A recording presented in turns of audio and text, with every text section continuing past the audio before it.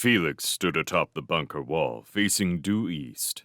Below him was the killing ground, its smooth, siliconite-covered surface sparkling in the morning sunshine.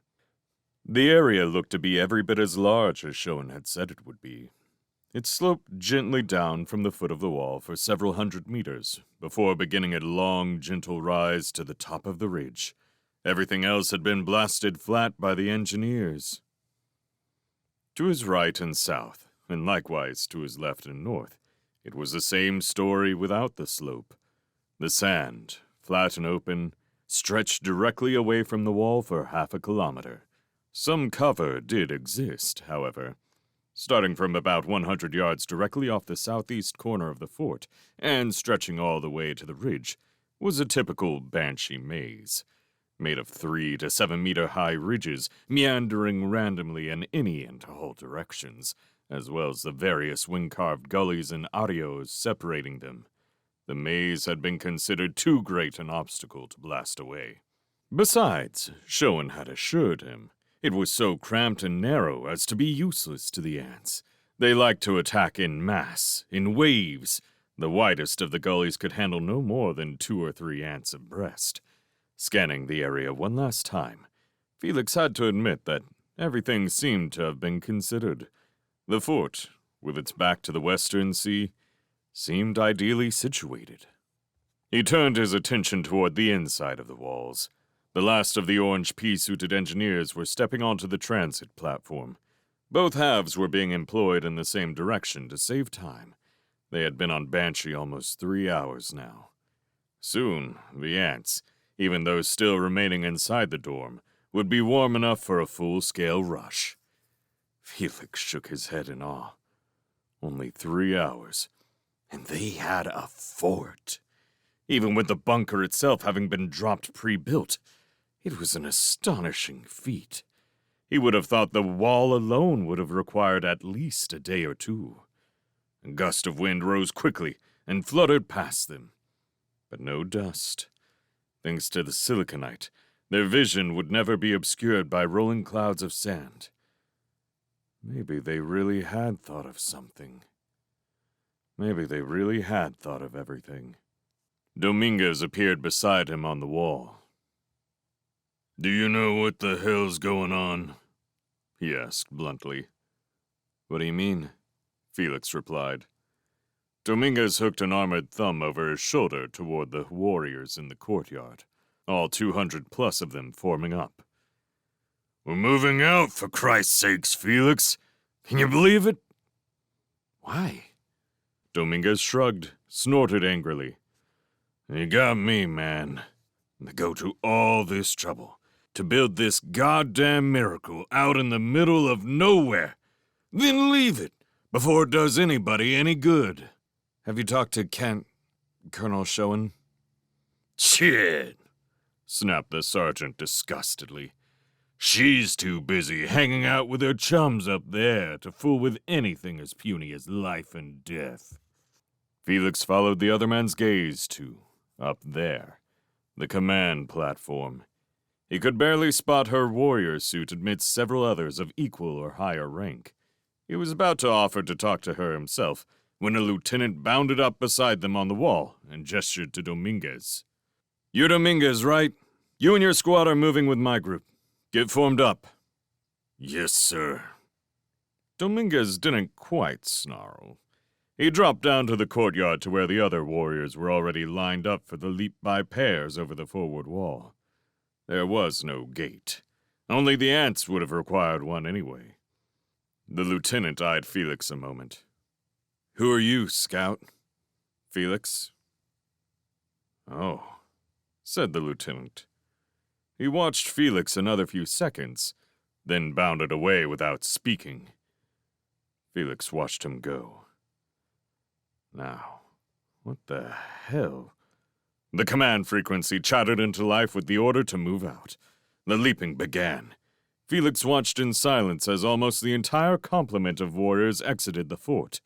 In seconds, only he, the cannon crews, and the brass jamming the command platform were left. Felix glanced back toward the bunker itself. The liaison officer observers, or tourists, as he had privately labeled them, were nowhere to be seen. He assumed they were waiting to see that it was, in fact, as safe around here as it was fun. Or perhaps they weren't even grounded. Felix knew there was another transit area inside the bunker itself. He had seen the sign for it. He watched the two lines of the warriors working up the forward slope toward the ridge. The leading edge of the formation was already passing through the moguls and out of sight over the ridge. Within another few minutes, the entire troop would have reached the dorm itself, only a quarter of a kilometer or so past the ridge. It was insane.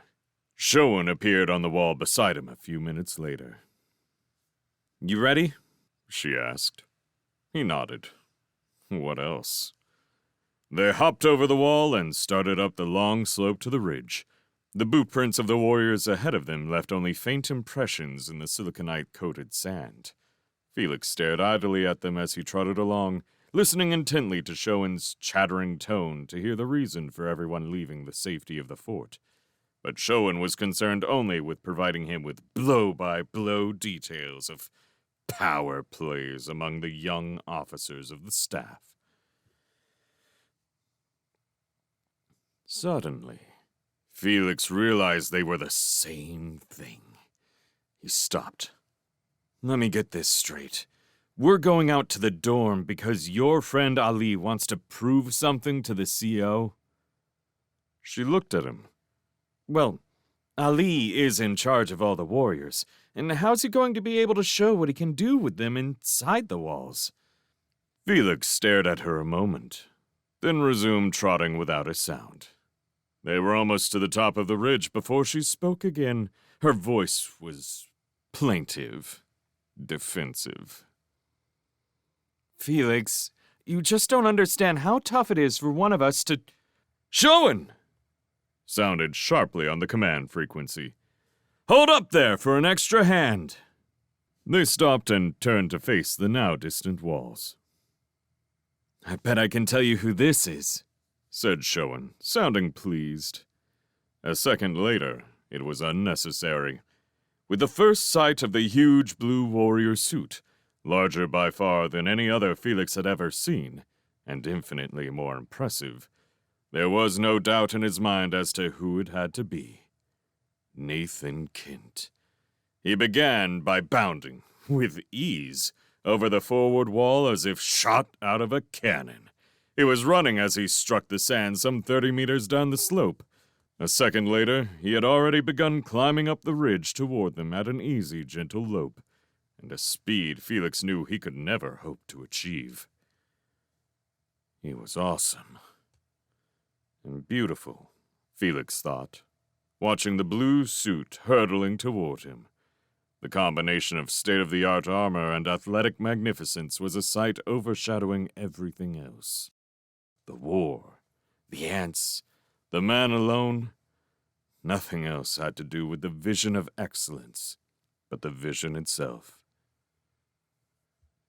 "Felix," Forrest had told him, "it wasn't even close." Felix believed her. Kent arrived. There was no indication that he was even short of breath. Showen introduced them. They shook hands.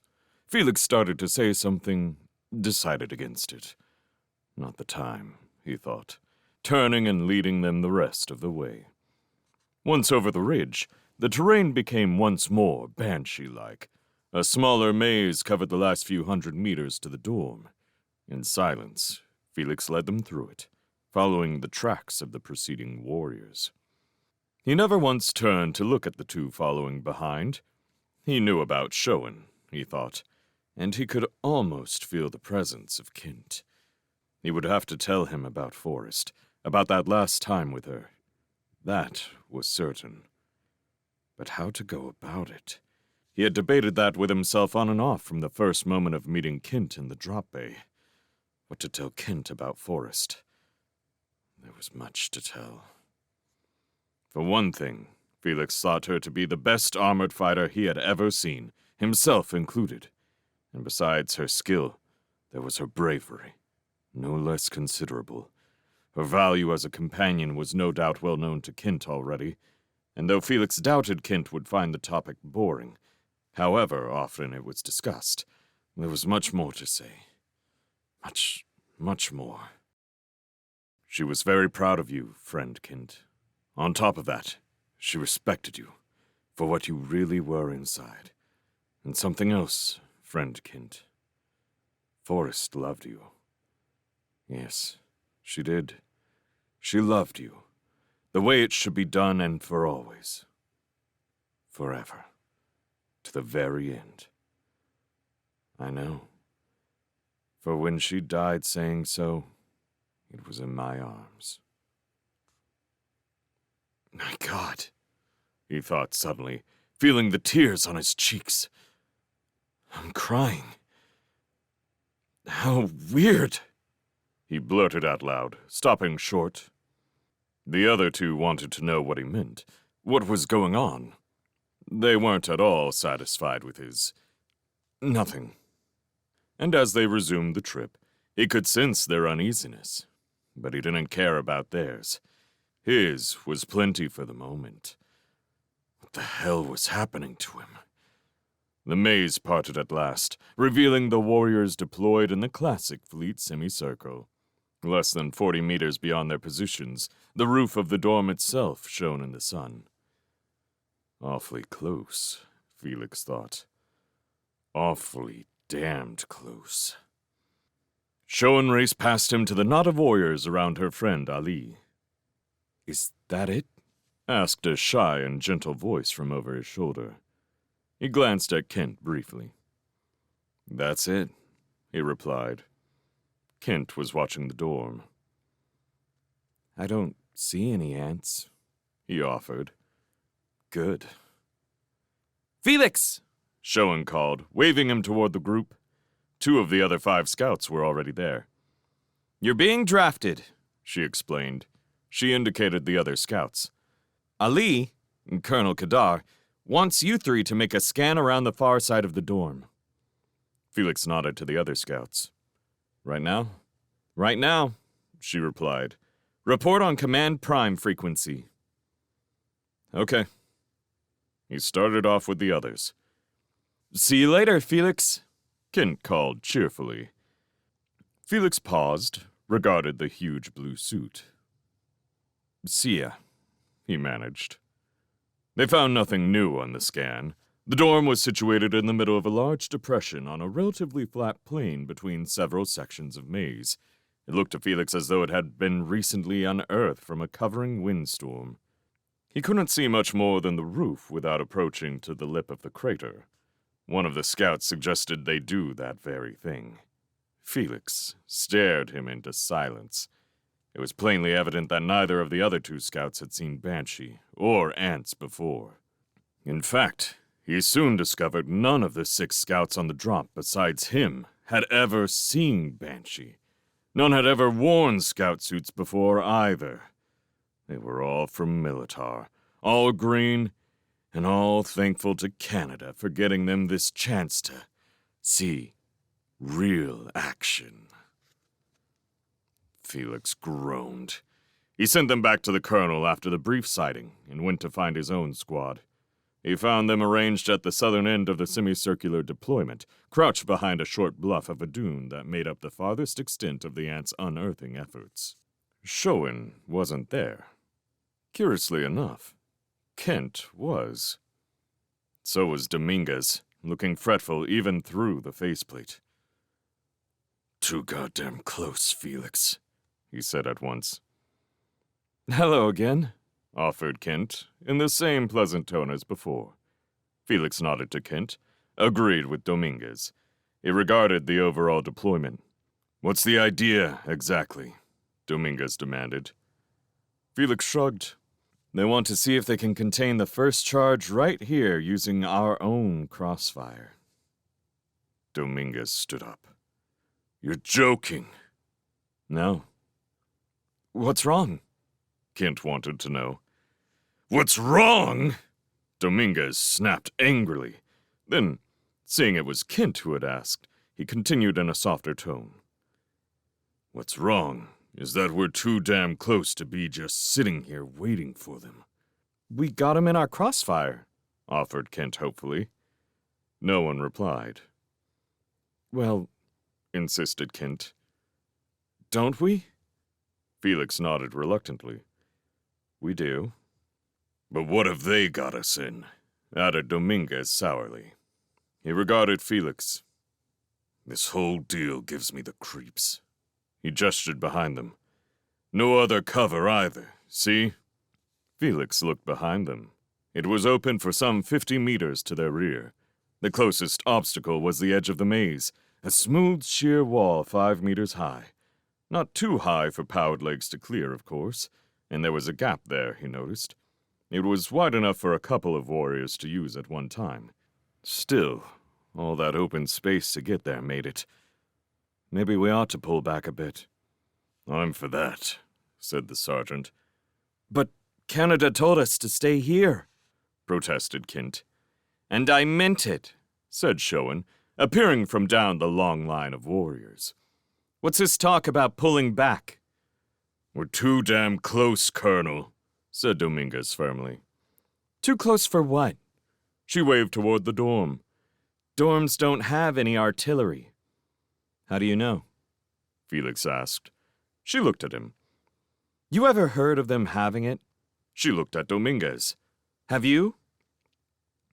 No. They conceded in unison. Then there's no reason to expect any. She paused, sat down in the sand. Colonel Kadar knows what he's doing. Felix snorted. False, Colonel. For one thing, he's never done this before.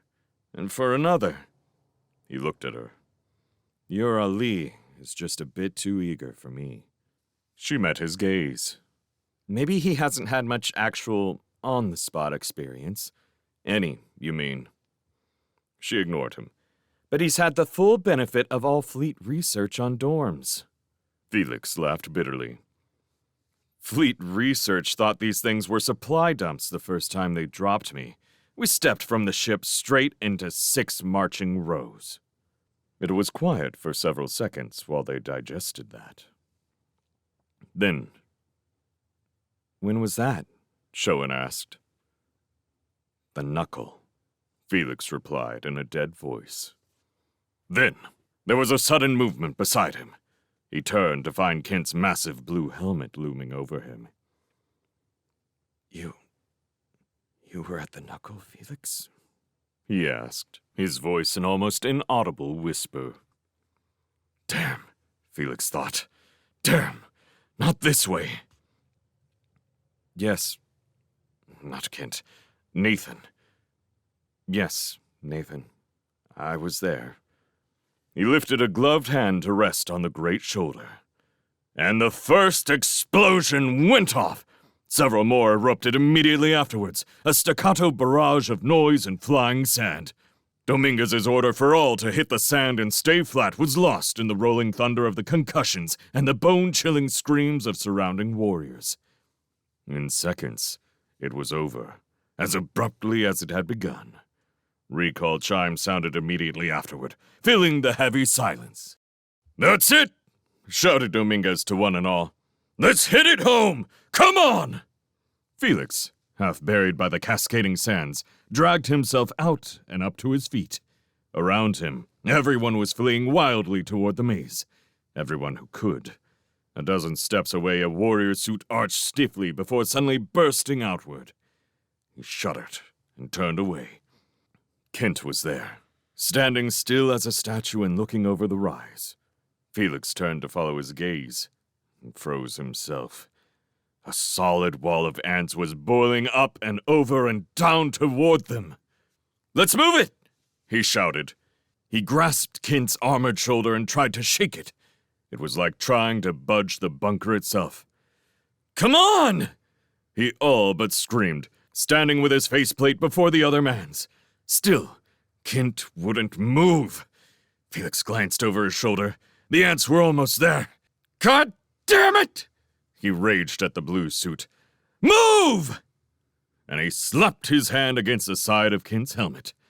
Apparently, without thinking, Kent hit him back, a backhand to his chest. Felix somersaulted backward into the sand. When he shook himself alert once more, Kent was gone. He looked up. The ants were not. "Damn it!" he groaned, and started running, just beyond the outstretched reach of the first of many, many claws. Ahead of him, he saw the blue suit reach the first wall of the maze and vault over it. 5 meters over it. Awesome, he thought again. But then, all thoughts were lost to his flight. The ants had almost cut off his retreat. He bore down hard, slamming his boots into the soft footing and accelerating at ultimate intensity. He crossed the last few meters to the maze in seconds, mere steps ahead of the closing mass. He darted through the gap in the first ridge blindly, clipping an edge of the wall in his haste, sending him tumbling off balance. Still careening, he slammed into the next wall. "Idiot!" he grumbled furiously to himself. And then he was up and running again, no less blindly. For the ants were through the gap almost as quickly, and piling up against one another in their attempts to follow him down the gully. He kept on, not bothering after that one glance over his shoulder to check their progress. He followed that gully until it came to a dead end, and leaped over the obstruction. He followed another gully a while, leapt again, leapt some more, ran. At last, he reached the killing area, where he could achieve full speed. Ahead of him, the last of the others were already clearing the walls of the fort into safety. Behind and above him, the ants were boiling into sight over the top of the ridge and down the long, smooth runway to the bunker. Felix ran like hell to beat them to it. 20 last steps away, he noticed one of the gunners pointing a cannon just over his head at the ants he knew were just behind him. The gunner looked too damn itchy. He pointed a shaking finger at the figure above him. "Hold your fucking fire!" he screamed at the top of his lungs. The gunner's hands jerked as if stung from the triggering keys. Felix took 2 more steps and launched himself for the top of the wall. Too hard, he realized in the air. "Damn it!" he cursed as he glided ungracefully past his target and crashed onto the smooth, hard surface of the inner courtyard. 2 large warriors' hands hauled him roughly to his feet. Dominguez. "You in a hurry?" asked the sergeant dryly. Felix laughed shortly. "You still here?" Dominguez shrugged. "It's a living." "Fire!" blared out on command frequency. "Fire all cannon!" They looked at one another, then bounced back up onto the wall. Most everyone else was already there. Felix had to wedge himself in between warriors to see. He almost wished, a few seconds later, that he hadn't. He had seen slaughters before, primarily at the knuckle, but often since. Nothing had prepared him for this sight. The cannon were cutting the ants in half. From one end of the killing area to the next, ants were being literally cut in two by the huge beams of coherent light. It happened too quickly for them to hide, even if such would occur to them. It happened too quickly for them to regroup, or dodge, or dart, or, ultimately, threaten the fort in any way. The 3 cannon on the forward all arced back and forth against the front ranks of the teeming horde with breathtaking efficiency. Piles of dead and twitching ants began to grow, to jam up the ones racing up from the rear. Because of the blockage in front, the gunners began directing their fire further back into the ranks. Secondary piles began to form. Thousands of ants, enough to cover the entire killing area, the entire runway of it, had stormed over the ridge towards them. 2,000 or 3,000 at least, Felix estimated. Perhaps as many as 5. In a very few moments, all were dead. All. They never had a chance. Never cared about one, he thought, watching the last few of the fringes of the mass being obliterated.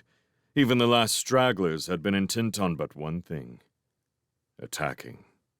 "Incredible," said a young warrior beside him. He turned to Felix. I had no idea it was like this, he added. Felix smiled coldly. It isn't like this, he wanted to say. At least, it's never been before. And what?